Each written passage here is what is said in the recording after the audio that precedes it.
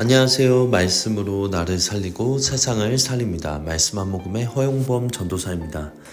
오늘 성경 읽기 본문은 호세아 1장에서 4장인데요. 그 중에서 호세아 1장 1절에서 11절의 말씀 중에 1절에서 2절의 말씀을 읽고 함께 묵상하도록 하겠습니다.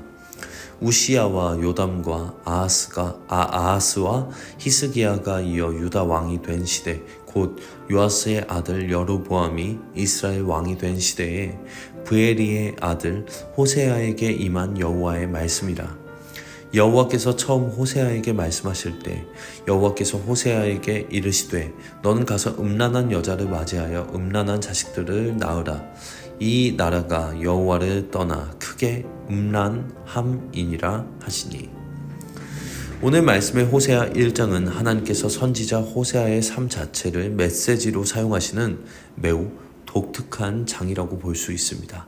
하나님은 호세아에게 음란한 여인 고멜과 결혼하라고 명령하시는데 이는 단순한 개인적인 결혼이 아니라 하나님의 백성 이스라엘이 어떻게 하나님을 떠나 우상과 세상의 욕망을 따라가며 음란한 아내처럼 행동했는지를 보여주는 상징적인 사건입니다. 사실 호세아를 읽으면 하나님께서 참으로 비정하시다는 생각이 들기도 합니다.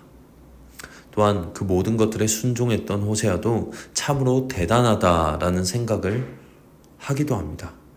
우리가 영원한 하나님의 나라가 있다는 것을 안다면 영원한 것을 위해 영원하지 않은 것을 포기하는 것은 매우 지혜로운 선택입니다. 즉 호세아는 영원한 것을 위해 영원하지 않은 것을 포기했던 삶이었던 것입니다. 그의 삶 전체를 통하여 하나님께서는 이스라엘에게 하나님의 말씀을 전하고 계십니다. 호세아와 고멜 사이에서 태어난 세 자녀의 이름 또한 하나님의 메시지를 담고 있습니다. 첫째 아들은 이스르엘이라 불리는데 이는 하나님이 오래 참으셨지만 마침내 이스라엘의 죄를 심판하시겠다는 경고의 메시지입니다. 이스라엘은 역사적 북이스라엘의 왕조가 피로 세워지고 피로 무너질 것을 예고하는 이름이었고 결국 정치적, 군사적 힘을 의지하며 하나님을 저버린 이스라엘의 비극적 결말을 드러내는 상징이 되었습니다. 둘째 아이는 딸로 로루하마라고 불렸는데 이는 긍휼을 받지 못함이라는 뜻입니다. 하나님께서는 더 이상 이스라엘의 죄를 덮어주지 않으시겠다고 선언하십니다. 은혜와 긍휼을 거부한 백성에게 하나님의 얼굴은 심판으로 다가올 수밖에 없다는 것입니다.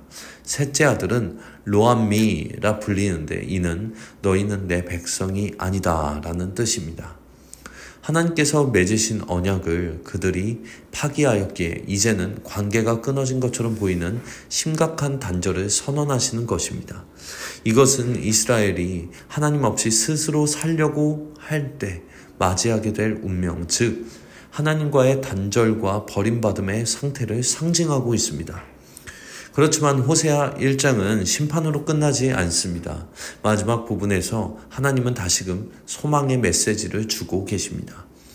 너희는 내 백성이 아니다 라 불렀던 그 자리에서 다시 너희는 살아계신 하나님의 자녀다 라고 불리는 날이 올 것이라고 분명하게 말씀하고 예언하고 계십니다. 이 말씀은 하나님께서는 심판이 목적이 아니라 사랑의 회복이 목적이라는 것을 말씀하고 보여주고 계신 것입니다. 하나님께서는 결코 이스라엘을 완전히 버리려는 분이 아니십니다. 심판만을 하시려는 분이 아니십니다. 그렇게 냉정하신 분이 아니십니다. 오히려 죄를 지적하시고 심판을 선포하시는 것은 그들을 다시금 본래의 자리, 하나님의 사랑받는 백성의 자리로 돌이키시려는 깊은 사랑의 표현입니다. 인간적으로는 이해하기 힘든 호세아와 고멜의 결혼이 결국 하나님의 놀라운 사랑의 깊이를 드러내는 도구가 되는 것입니다. 하나님께서는 우리에게도 이러한 사랑을 갖고 계십니다. 사랑으로 우리를 인도하십니다. 힘든 일을 만나셨습니까? 하나님은 결국 사랑으로 인도하신다는 것을 기억하십시오. 기쁜 일을 만나셨습니까? 하나님을 더욱 찬양하십시오. 일상이 평온하십니까? 시간을 따로 떼어 호세아처럼 하나님께 전심으로 드리십시오. 하나님께서는 사랑이시기 때문에 찬양받기 합당하신 분이심을 삶 속에서 절대 잊지 마십시오. 오늘도 하나님은 사랑이시라는 것을 기억하시는 모든 요셉 청년분들의 하루가 되실 때 하나님께서 우리의 하루를 기뻐 받으실 줄 믿습니다. 이제 기도의 물가로 함께 나아갑시다. 하나님 아버지, 오늘도 귀한 말씀을 우리에게 허락하여 주셔서 감사드립니다. 그리고 이 말씀을 찾도록 상황과 마음을 인도하여 주셔서 감사드립니다.